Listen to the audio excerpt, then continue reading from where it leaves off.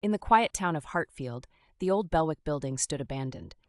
It was a structure that once bore the elegance of early 20th century factories, but now it existed as a mere ghost of its past, consumed by ivy and neglect.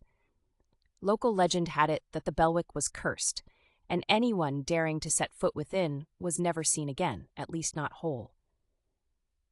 One fog-laden evening in late October, a group of adventurous teenagers decided to challenge the myths. Led by Johnny, a brave or foolish soul depending on who you asked, they gathered at the rusting gates with nothing but flashlights and a thrill for the macabre.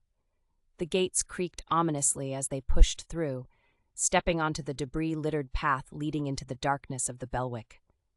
The air was thick with the smell of rust and something unsettlingly organic. As they ventured deeper into the building, their lights flicked over peeling paint and forgotten machinery, casting monstrous shadows. "It's rumored that the owner, Old Man Belwick, was an artist," Johnny narrated in a hushed tone while they walked through the vast, empty production hall. "They say his lust for creating something truly unique drove him mad. One night, after losing his beloved wife to illness, he started to experiment, not with paints, but with what remained of her." A shiver ran through the group at Johnny's description, and they wondered if disrupting the silence of the Belwick was truly wise. The flashlight beams stumbled upon a door ajar, leading to what looked like an old office.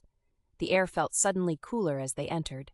The office was chaotic, strewn with canvases that had turned yellow with age. Each bore a dark red-brown hue that did not reflect light but seemed to absorb it. Mariah, the most curious of the lot, moved forward, her hand trembling as she reached for one of the canvases. "Be careful," whispered Alex, gripping her arm. But his warning came too late. As Mariah pulled the canvas toward her, it slid with a sickly, sticky sound against the others, revealing not a painted surface but something far more gruesome. The canvas appeared fibrous and raw, horrifyingly akin to flesh. Johnny clicked his tongue and managed to say, "The legend. Maybe it's true then. He painted using—" His words broke off as a stifled scream escaped from Liz, who had backed away into another set of canvases, knocking them down to reveal a chilling display. Each painting wasn't just made with paint, but patched and padded with what unmistakably looked like human skin, stretched and sewn together. The group froze in horror, realizing too late that the legends were a sanitized version of the truth. The scrabbling sound behind them meant they weren't alone. Heartbeats pounding in their ears mimicked the quick scuttling steps of someone, or something, approaching. They turned as one, flashlights quivering in their hands to reveal a figure so grotesquely misshapen it was barely human. Layers of dried, cracked paint and patches of leathery skin covered its form, clear eyes peeking out from a face not entirely its own. Perhaps it was Belwick himself, transformed by his obscene craft into something beyond death, clinging to his horrifying creations.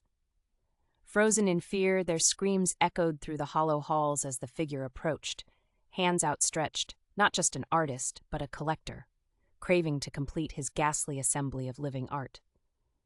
In sensual detail, it described its vision, moving closer.